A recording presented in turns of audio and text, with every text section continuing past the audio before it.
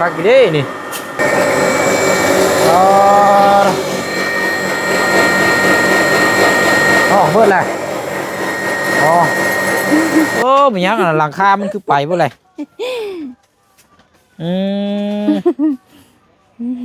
มันยังนี่ฉีกออกบ่หรือว่ามันขาดเองมันลมมันพัดมันบางเนาะโอ้มองนี่บ่สิเตรียมคลอดนะเนยเอาหลังคาเลยให้เป็นแบบนี้บ่เนย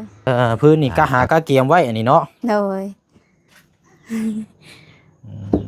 พออยู่ดอกหลายเติบอยู่ดอกเนาะมันยังคอกยังชาอันนี้เห็ดโคกเป็ดคอกเป็ดตายหมดตายเนาะฝากไก่ก็หมดแล้วไก่ก็หมดเลยบ่มีอีกตัวเลยบ่เนยจบหมดแล้วหมดตายหมดปริศนาแล้วเนย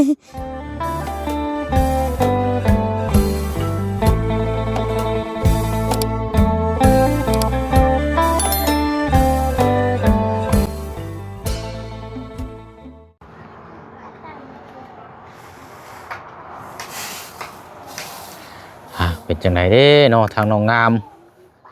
คลอดลูกคนที่สองแล้วบ่พี่น้อยเนาะฟื้นรัวเนาะใต้ตารางเต็มอยู่กาเกียมเลยนี่พี่น้องเนาะอีกแค่โบกี่เดือนเนาะจะยังทันได้คลอดหรอกพี่น้อยเพราะว่ามาก่อนหน้าก็4-5 เดือนเนาะ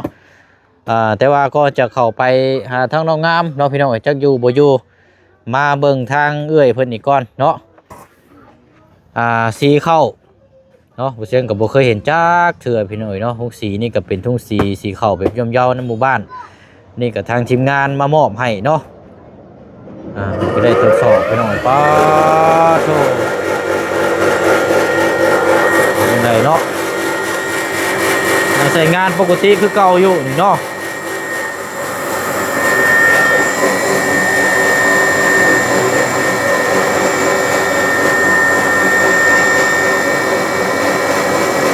ง่ายแท้นี่เนาะ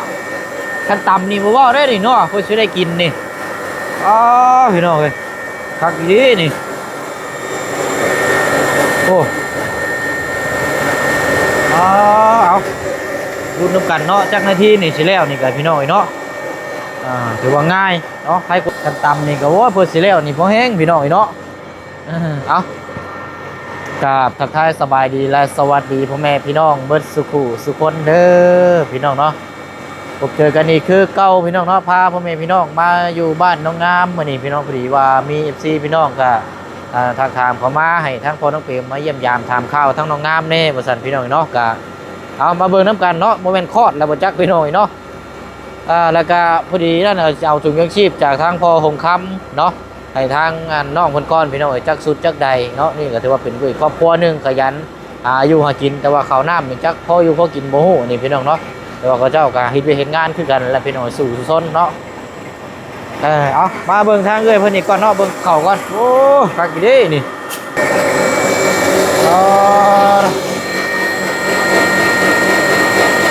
เบิดเลย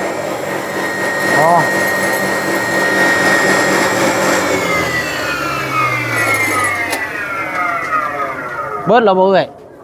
เอาไว้เท่นี่เนาะสีเท่าเดียวจบเลยเนาะพี่น้อยเขาเราโจมมากกี่นี่อันนี้เนาะเบิ่งบ่ได้มีเพราะอุ่นกับแค่นี่เนาะมิดนักหน่อยเนาะเขาเนี่ยเขาให้บ่นี่นะเขาให้เนาะใช้ห้ำได้สายุใช้นะห้ำอยู่พื้นพี่ใช่นะโอ้ไก่เนาะทำจะกินเนาะทำมีนะไก่ลูก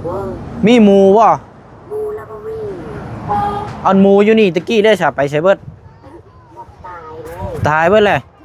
ตายบ่คือเอาไปขายไปกินบ้องไก่แล้วหมดตายไก่บ่นี่เนาะเลี้ยงหมูเนาะมันบดคักติล้อนี่พี่น้องเอ้ยอันนี้จักนี่บ่ได้มีปัญหาจักเทื่อบ่เอ้ยบ่ได้ซ่อมจักเทื่อบ่บ่ได้ซ่อมจักเทื่อบ่เนี่ยอันนี้ก็ชื่อไม้อันไหนน่ะ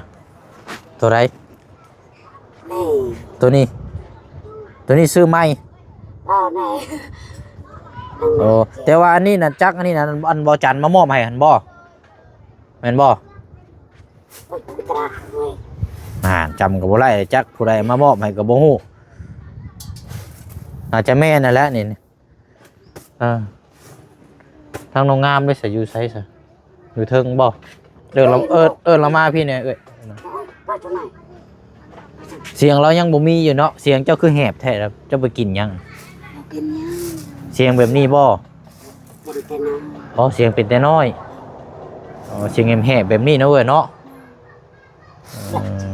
คันห้องเพลงนี่จะว่าม่วนบ่จักนี่ห้องเป็นอยู่ว่าเพลงน่ะเสียงแหบแบบสิม่วนเด้อ๋อนี่ไปมาได้บัดนี้เนาะบ่ไหวรอแป๊บเดียวเนาะนี่ต้องถามทั้งน้องงามนี่น้องงามฮู้สุดอันดีอันฮู้ที่สุดเด้อนี่เนาะว่าเป็นเครื่องไม้บ่หรือว่าเครื่องเก่าอันนี้เนาะแต่เครื่องเก่านี่ทั้งทีมงานหรือว่าบ่จันได้มามอบให้คือบ่แอมแน่พานี่มันคือโล่งแท้ลมพัดหยังมันบ่นั่นบ่ น้ำแปลกจมูก โอ้ยแต่ก้อนนี่ก็มีอยู่ฮักออกไปเบิดเนาะพานี่ก็เนาะโอ้ขายแล้วนี่พี่น้อยพอดีย่อมเยาวนี่ทนทานอีกถักอยู่นี่เอาถักแล้วนี่มิดใหญ่ซ้ำพี่น้อยเนาะเข่ากะ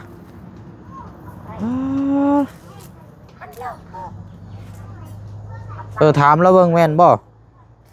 ว่าบ่ได้มีไผอัปเดตถามข่าวเบิ่งเลยนะพี่น้อยอันเก่าบ่หรือว่าอันใหม่เนาะทางหมู่บ้านเพิ่นซื้อใหม่บ่หรือว่าจังได แล้วเช็ดเป่า นี่เด้ถามอันเก่าบ่พอ ว่าเราชื่อละสองอันเลยชื่อ ฮะ ไม่เลย เพิ่งซีอันนี้ได้ ว่านะตัวนี้อันเก่าละตัวนี้นะข้างนอกมันมาค่ะข้างนั้นมันนะมันแตก ตอนน่ะตัวบดมันนี่บ่ บด ตัวบดน่ะมันแตก แต่ แต่ว่าเครื่องจักรนี่อันเก่าเนาะ เก่าแล้ว ไปไป ชามเราได้ละ แต่ว่าอันนี้เก่านี่คือของอันทั้งบ่จันมาเอาให้อันบ่โอ้ยังปกติอยู่เนาะ โอ้ยยังปกติอยู่เลย โอ้ถือว่าทนทานนี่แล้วเนาะ ตัวนี้ก็เป็นทีมัน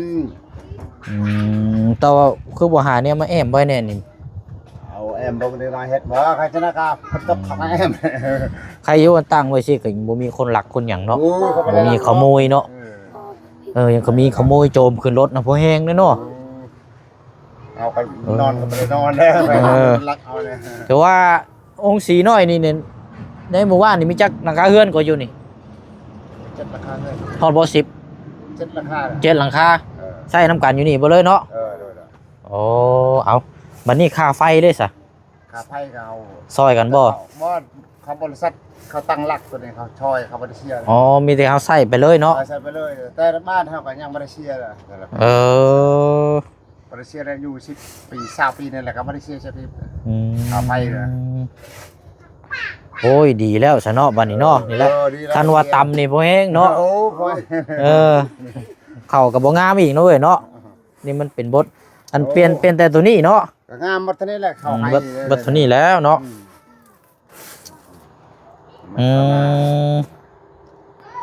แล้ว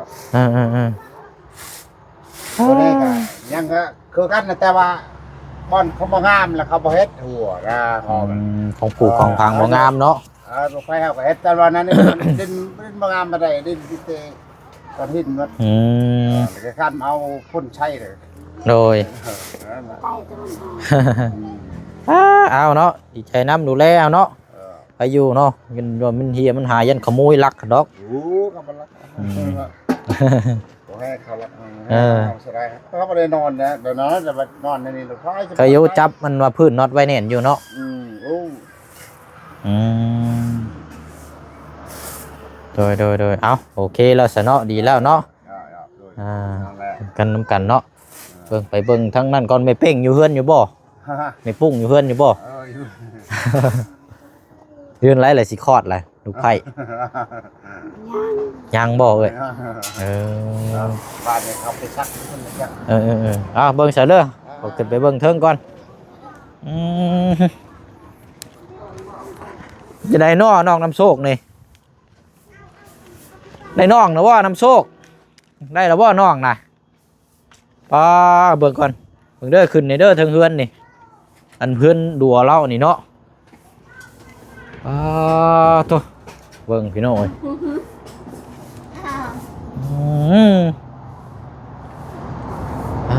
เอาเนาะเพื่อนซานลานแป้นเอาเป็นจังไดอยู่ดีมีแห้งได้จักเดือนแล้วก็ไปเรือนใกล้สิคลอดเลยได้นี่เนาะ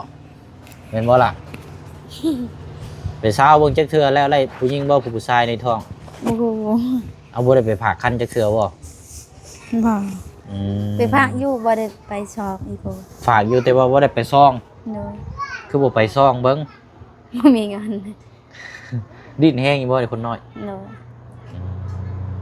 ตอนนี้ก็ยังดิ้นอยู่บ่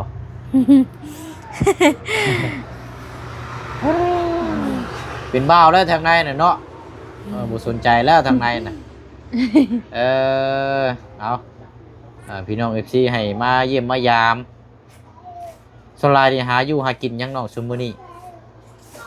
บ่ได้ไปใช้อยู่เฮือนมีแต่นอนทิ้งไป อันไหนก็มีแต่ผัวไป เลย บ่ได้ไปหาปูหาปลาบ่บ่ได้ไปหาซ่อนบ่ บ่ได้ซ้ำ แต่ว่ามื้อนั้นบ่เชื่อเห็นเจ้าย่างไปพุ่นนั่นมื้อนั้นจะไปซ่อนบ่มื้อนั้ เมื่ น อกี้นี่ ได้อยู่บ่ บ่ได้ ไปซ่อนยังอ่ะนะ ไปสอนคุกบ่ได้ ไปหาอยู่หากินเนาะ เลย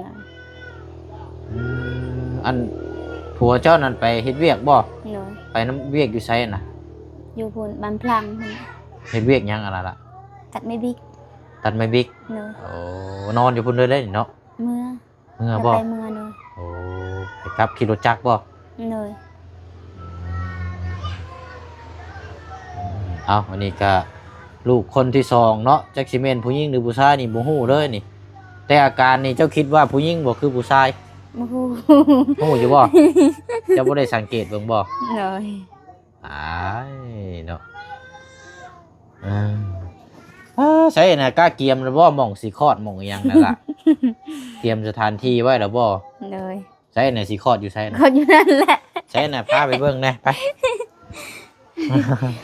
หม่องกะเกียมกะคลอดใช่หม่องใด โอ้มีหยังอ่ะหลังคามันคือไปบ่เลย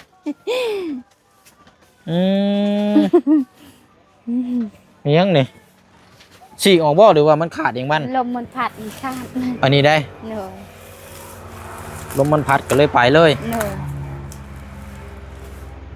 โอ้มันบางเนาะ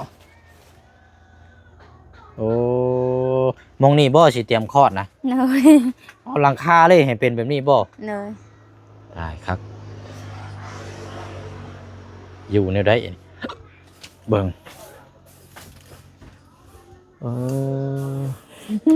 บ่คันเปลี่ยนใส่สังกะสีนี่ก็ได้อยู่เนาะ เลย สังกะสีประมาณ10 ฟุตประมาณจักแผ่นนี่คือบ่ซื้อสังกะสีใส่แน่ บ่ได้เงิน ฮะ เอาถึงเฮ็ดเวียกจีนก็ใช้หนี่เงินจีนอีก ตินนี่จีน เลย เท่าไหร่นะ แล้วเอาลายโพด เจ้าลาวบ่ แล้วเอาชื่อจักรนี่จักรตัดไม้บิ๊กนี่ จักตัดตักสติงกันบ่ เลย เออ ชื่อละมันแน่ ชื่อตักสติงนั่น โซแน่ เท่าไหร่ก็ตักสติง 3 ล้าน ตักสติงกัน3 ล้าน เลย ว้าคือแพงแท้บัดนี้อันยังบ่ทันได้จ่ายเบิดซั่นบ่ เลย เท่าไหร่นะข้าง ลายยอ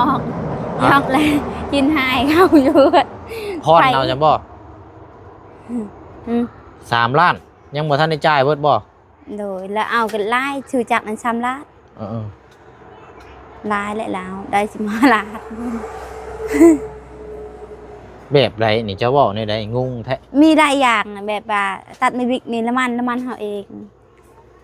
ใส่ลิ้นปืนอีกลิ้นเฮาหมดหลายอย่างซื้อ แบบรับจ้างใช่บ่ เลย อ๋อแต่ว่าจ้างนี่เจ้าไปซื้อไม้เนาะ เลย ซื้อไม้นั่น3 ล้าน เลย ซื้อสดได้บ่หรือว่า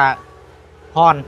เบิกเงินเอานะเบิกเงินแต่จีน เบิกเงินเท่าแก่ เลย ซื้อจักร โดย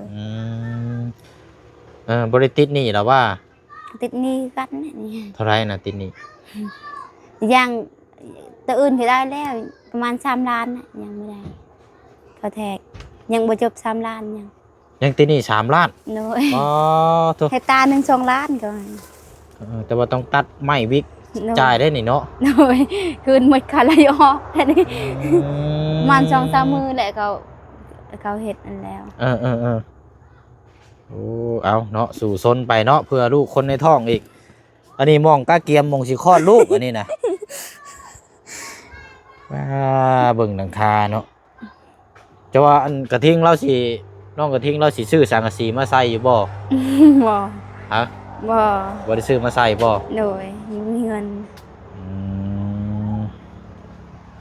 อ้าวเนาะสังกะสีก็ประมาณจักแผ่นนี่ประมาณเต็มที่ 6-7 แผ่นเนาะ โดย 6-7 แผ่นก้าเกียมได้เนาะอันนั้นส่วนพักใช้สามาบัดนี้ของเจ้าบ่ โดย โอ้ปลูกหยังอ่ะนะปลูกหยังก่อนเนาะผักกาดพวกบัวพวกหอมโอ้งามแท้นี่เนาะเอาไปขายอยู่ใช้บัดนี้ กิน ฮะ กินเอง เอาไว้กินเองเออ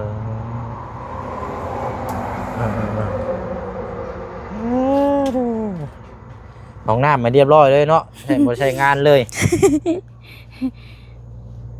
แล้วไปตั้งน้ำอยู่ใช่นี่นะ นั่นบราดนะ น้ำโบราณก็จะเปิดนี่พ่อ โดย บ่ไกลปานใดเนาะเอาโอเคสวัสดีพี่น้องเนาะเป็นจังได๋ข้าวน้ำซ้ำปลายังอยู่บ่ ยังเดียวนะ ยังบ่หลาย โดย อยู่หากินเนาะพาลงไปเบิ่งข้างล่างเนี่ยคือว่าอันพื้นเนี่ยก็หาไว้เดี๋ยวฉันบอกก็ว่าช้างมีแต่หัวว้ายเนาะไปเนาะเดี๋ยวเบิ่งข้างล่างก่อน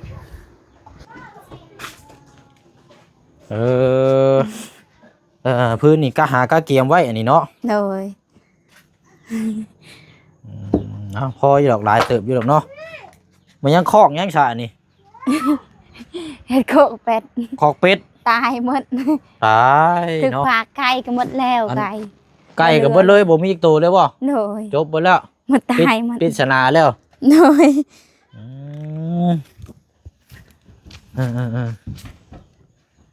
เรียบร้อยแล้วนี่พี่น้องเนาะเจ้าอันปลูกสวนผักอยู่นี่ไว้ได้กินเนาะ โดย วันนี้อยู่ได้กินพี่น้อง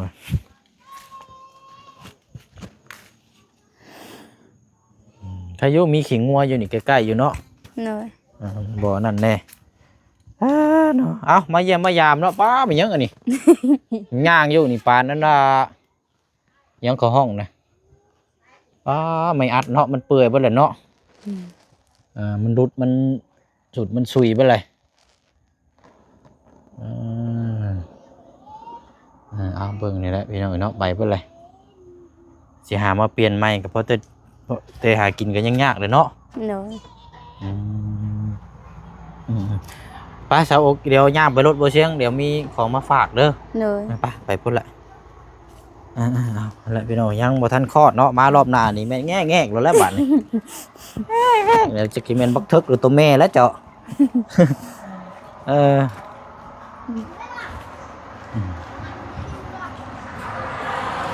ตายเอาไปละพี่น้องเนาะอันนี้ก่อน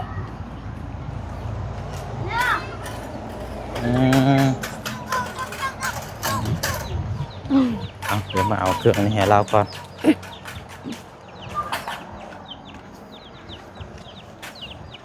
โอเคมาพี่ละ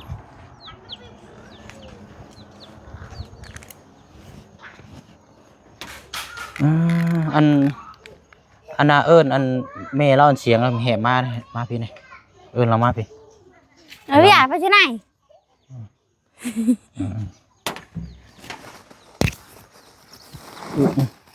เอาน้องงามเอายางมาเอาอันนี้ของฝากเด้อจากทางพอหงคำเด้อ โดย เอา ขอบใจ เด้อถุงยังชีพเด้อ โดย เอาอันนี้กะของฝากของต้อนเด้อ เสียงเราก็ยังแหบอยู่พี่น้อยเนาะ แหบมหาเสน่ห์ ตาเข้าใจตา ใจ ตาเข้าใจตา อ้าวผ้าห่มผ้าห่ม โดยเข้าใจละลายเด้อ น้งโชคเนาะ จ้างให้เป็นไงเป็นดี โอเคเอ้าอันนี้กับทั้งเอ้ยน้ำอากาศมันหนาวอุ้มเด้อเด้อโอเคเนาะป้าสักขอมกขอบใจละลายเด้อ ขอบใจละลาย เอาเดี๋ยวมาเยี่ยมมายามใหม่เนาะ โดย เพราะว่านั่นเนี่ยอันของน้ำอยู่เพื่อนเรามีน้ำอยู่บ่ แล้วเอาตัวนี้แหละ บอนอยู่ในห้องน้ำพวกเรามีน้ำอยู่บ่ มีแหละ เดี๋ยวจะไปขอเข่าห้องน้ำทั้งแม่น้องหยองก่อนไปน้องเจ็บท้อง เอาอยู่ดีไม่แห้งสบายดีเนาะ โดยสบาย ไป ดี เด้อเด้อ สบายดีเด้อขอบใจละลาย เอาละอย่ามารอบหน้าพวกเราจังเห็นลูกน้อยไปหน่อยเนาะเอาคอยมาคอยไปเนาะ ไปละพี่น้องเนาะเดี๋ยวขอจบคลิปลาพี่ละน้องกันเด้อเนาะพี่น้องพายุโจมตีโอ้ยบอกไปบอกมากก็ยังดีๆพี่น้องเนาะเอาสิได้เบิดแล้วพี่น้องของน้ำพวกเราเนาะทั้งเพื่อนในน้องของยองก่อนเดี๋ยวจังสีข่าวมาเดินทางไปต่ออีกเนาะพี่น้องเนาะเอามาเยี่ยมยามทำข้าวทั้งน้องงามด้วยพี่น้องเด้อเนาะมารอบหน้ารอบในพวกเราจังว่าจังคุยน้ำกันอีกบาทนี้เนาะเป็นตัวเทิกหรือบัวตัวเมฆรุ่นน้ำกันอีกบาทนี้พี่น้องเนาะป้าเนาะขอมกขอบใจขอบคุณขอบคุณทางพ่อหงคำหลายๆเด้อเนาะขอให้อยู่ดีมีแห้งให้ร่ำให้ด้วยสุขกายสบายใจความเจ็บอย่าได้ความไข่ยาสุมีเนาะกินยังทำยังก็ขอให้ประสบความสำเร็จเวียกงานการสร้างธุรกิจก็ขอให้รุ่งเรืองตลอดปีและตลอดไปเนาะบ๊ายบายพี่น้องสบายดีเด้อ